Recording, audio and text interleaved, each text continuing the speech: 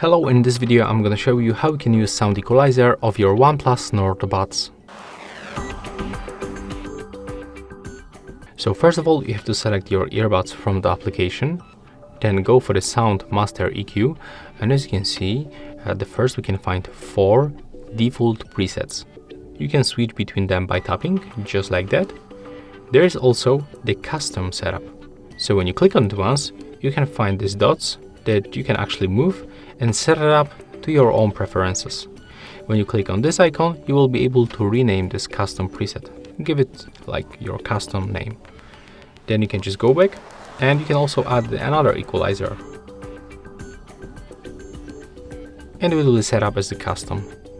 When you click on the 3 dots in the right upper corner, you can click to edit and, for example, get rid of these 2 custom presets if you, for example, create too many presets and you are not using them. So yeah, that's all for this video. Hope you like it.